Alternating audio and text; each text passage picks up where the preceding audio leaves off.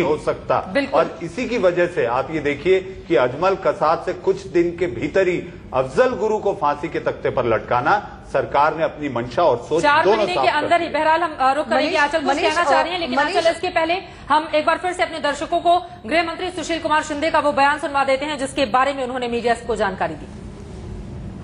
21 तारीख को भेजी थी, राष्ट्र 21 जून को जनवरी को भेज दी थी।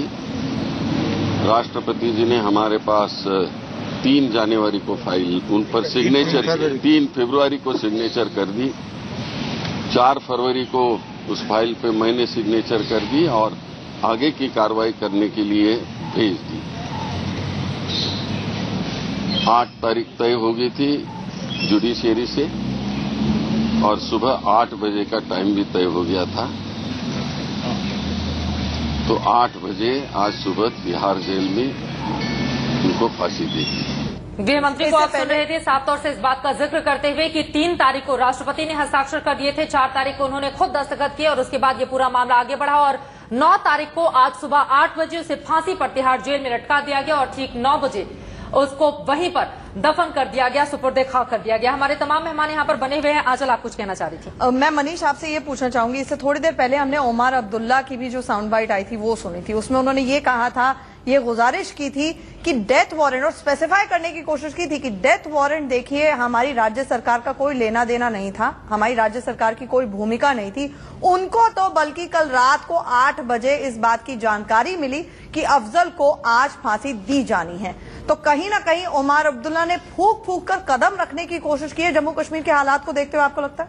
उन्होंने अपने शब्दों के जरिए, अपने बयान के जरिए जो समझाने की कोशिश की है आंचल, वो ये है कि जिस तरीके से कश्मीर असेंबली में एक प्रस्ताव आया था, एक विधायक ने ये प्रस्ताव रखा था कि अफजल गुरु की फांसी को माफ कर दिया जाए, उस पर माफी होनी चाहिए। इससे अपने आप को बचते बचाते उन्होंने अपनी सफाई और अपना पक्ष सामने रखा है कि हमारी जो सोच थी वो भारत सरकार की सोच है, हमारी सोच उससे अलग नहीं हो सकती। कश्मीर भारत का अभिन्न अंग है और हम वही सोचेंगे जो दिल्ली में बैठे हमारे सिरमौर सोचते हैं। बिल्कुल, और बाकायदा उन्होंने इस बात का जिक्र भी किया है कि वो जनता से अपील करते हैं वहां पर शांति व्यवस्था बनाए रखें और ये कहा है कि 8 बजे उन्हें जानकारी दी गई जिसके बाद सुरक्षा व्यवस्था बढ़ा दी गई। लेकिन कहीं ना कहीं इस बयान को इस रूप में भी मनीष हम देख सकते हैं, बिल्कुल सधा हुआ बयान मुख्यमंत्री की ओर से सामने आया है। कहीं भी इधर उधर न जाते हुए उन्होंने टू द पॉइंट वो बातें कही हैं जो वास्तव में केंद्र सरकार की ओर से उन तक पहुंचाई गई थी।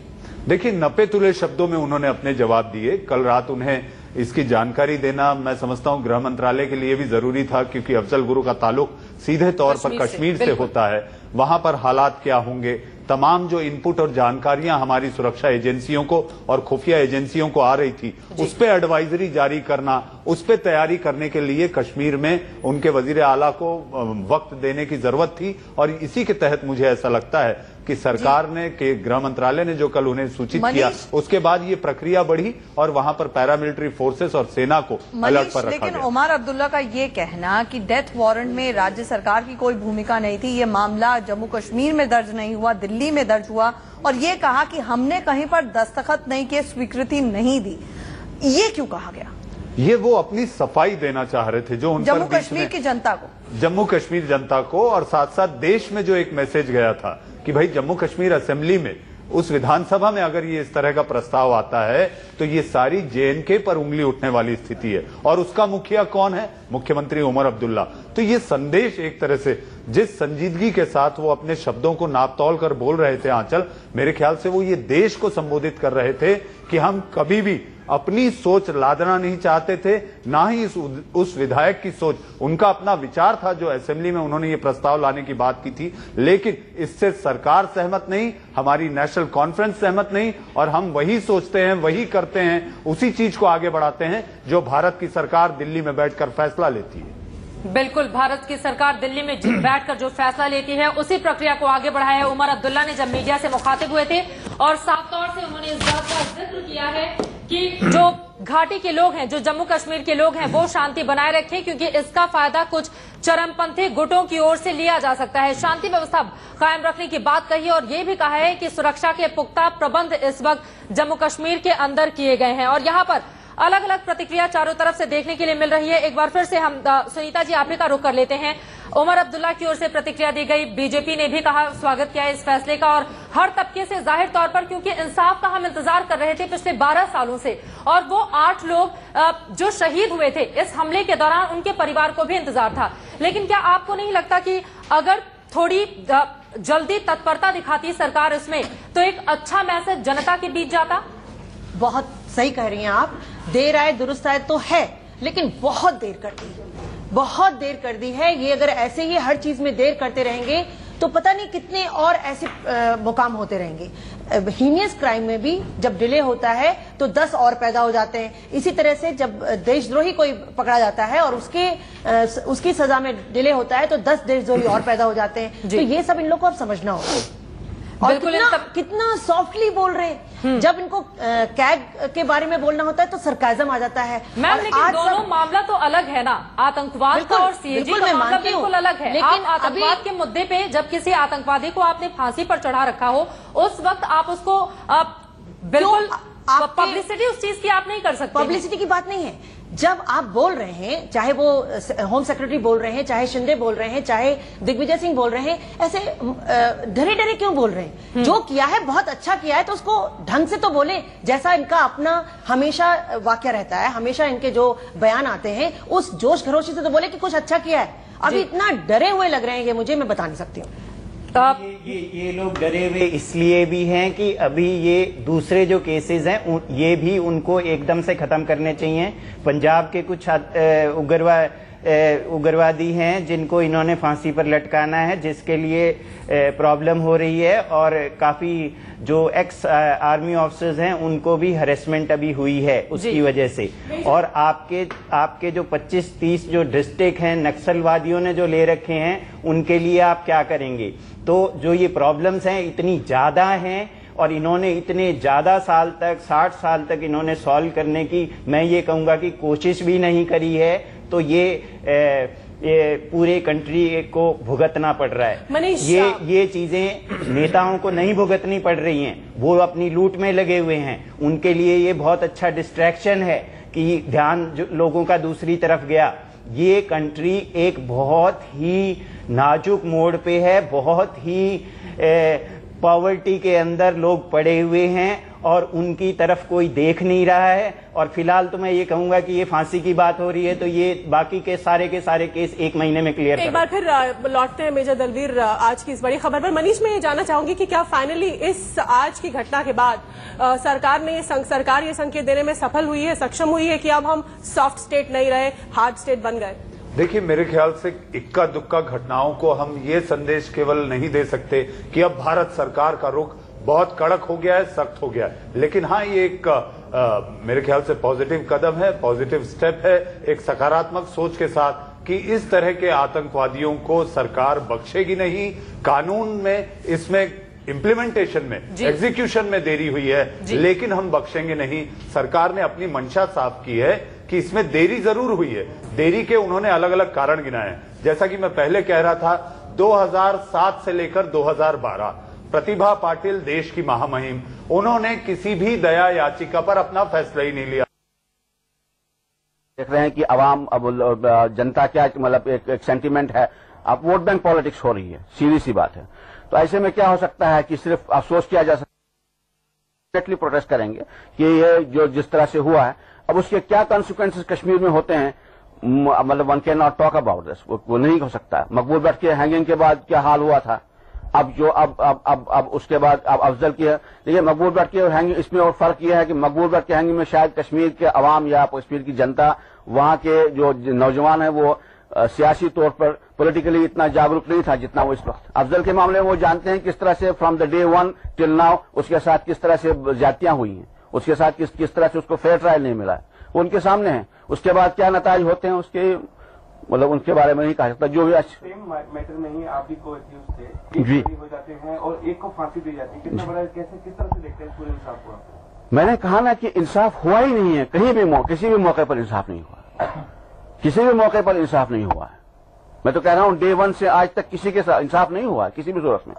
मैं तो मुझसे जब कई लोग कहते हैं कि भाई उसी कोर्ट ने आपको बरी किया है, इनको दी, तो मैं कहता हूं कि भाई एक इनोसेंट आदमी को आपने वो किया, आपने रिहा किया, तो उसमें मतलब कोई बहुत बड़ी बात नहीं है। लेकिन आप ये भी देखें कि उस इनोसेंट आदमी को जिन लोगों ने फंसाया था, क्या उनको सजा मिली? अपने तो आपने स्कॉट फ्री जाने दिया है, क्या उनको सजा मिली है?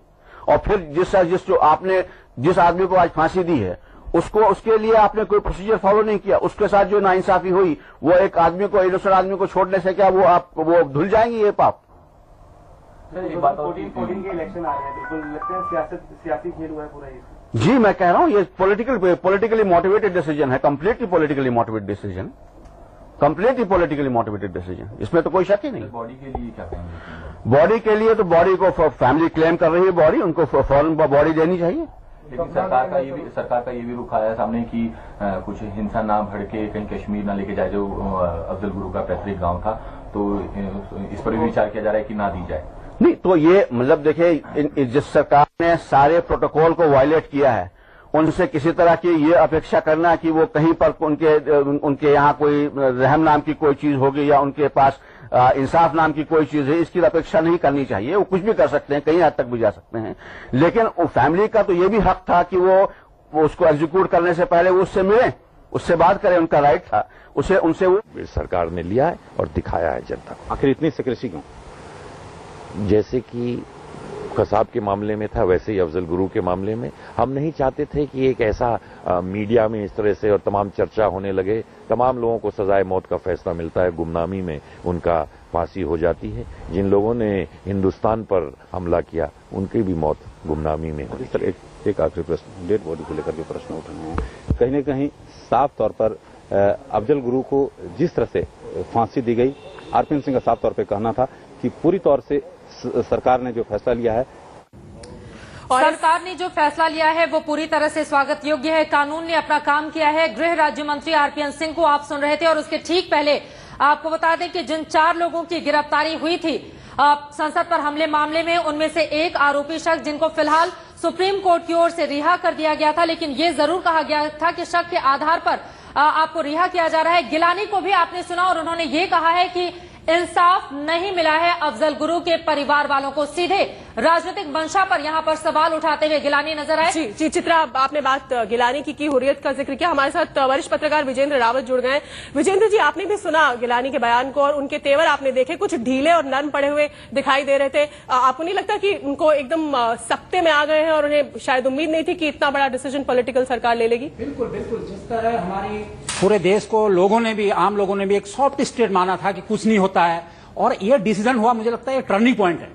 और जिस तरह का डिसीजन हुआ, मैं कहना चाहता हूं कि राष्ट्रनीति और राजनीति हमको अलग अलग रखनी पड़ेगी, और मुझे लगता है कि पहली बार ये टर्निंग पॉइंट है। और राष्ट्रनीति, जब राष्ट्रनीति हो, ये राजनीति की तरह एक देशद्रोही को आपने हैंग किया है, तो उसमें पूरे देश को एक होना चाहिए, इसमें कोई पॉलिटिकल बयानबाजी नहीं होनी चाहिए, ताकि दुनिया के मैसेज जाए कि हिंदुस्तान में देशद्रोहियों को नहीं बख्शा जाएगा। तो ये जरूर होना चाहिए। और मुझे लगता है जो जिस तरह पॉलिटिकल लोग और सब इसका इस पॉजिटिव डिसीजन का समर्थन कर रहे हैं, उससे तेवर ढीले पड़ने ही हैं और पड़नी चाहिए। 60 साल से जो हम ये देखते रहे हैं कि आम आदमी सुरक्षित नहीं है, वो कहता है कि कोई कानून नहीं है, कानून के से लोगों का विश्वास उठ गया है। मुझे लगता है कि ये अब इस टर्निंग पॉइंट से ये हमें उम्मीद करनी चाहिए कि अब आगे जो भी इस तरह के डिसीजन है वो लिए जाने चाहिए। सवाल इस बात को लेकर भी उठाए जा रहे हैं कि इतना चुपचाप ये फैसला करके हैंग क्यों कर दिया गया।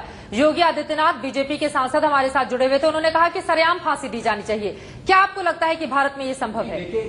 इतना बड़ा दुनिया का सबसे बड़ा डेमोक्रेटिक कंट्री है, जिसमें तरह तरह के सवाल नहीं उठाने चाहिए कि आप फांसी चौराहे पे लगा दो। एक संविधान है, उसकी एक नीति है, और 1.25 अरब लोगों का देश है। इसमें निश्चित उस सरकार के ऊपर भी जिम्मेदारी है कि किस तरह करना चाहिए उसको। वो अभी कह रहे हैं कि उनको उनके घर वालों के हवाले कर दें। गवर्नमेंट का डिसीजन है कि उससे कोई और पता चले कि उससे ऐसा कोई बवाल हो जाए कि और भी इस तरह के हो जाए। से बचना चाहिए हमारे नेताओं को, वो भी उस वक्त में। शीतल, हम आपका रुख करेंगे, लेकिन उसके पहले जम्मू कश्मीर में जो हालात हैं आपको बता दें। सुरक्षा के बेहद पुख्ता इंतजाम किए गए हैं, क्योंकि अफजल गुरु कश्मीर का ही रहने वाला था। इसे देखते हुए वहां पर तनाव की स्थिति भी देखी जा रही है। बहरहाल वहां पर मौजूदा हालात क्या है, इसका जायजा लिया हमारे संवाददाता ने। गुरु को फांसी दिए जाने की अचानक आई खबर के बाद जम्मू में जो है सुरक्षा व्यवस्था जो है वो कड़ी कर दी गई है। आप देख सकते हैं मेरे पीछे जो है सुरक्षा बलों को अतिरिक्त जो है तैनात किया गया है। आप देख सकते हैं सीआरपीएफ, पुलिस और बाकी जो फोर्सेस हैं उनको हाई अलर्ट पे रखा गया है। कुछ एक ऐसे सेंसिटिव एरियाज हैं, कुछ एक सेंसिटिव इलाके हैं जहां पर सुरक्षा के अतिरिक्त इंतजाम किए गए हैं। जम्मू शहर में आने जाने वाली हर गाड़ी पे जो है नजर रखी जा रही है, उसकी चेकिंग की जा रही है और किसी भी तरह की कोई अनटोवर्ड इंसिडेंट ना हो उस चीज से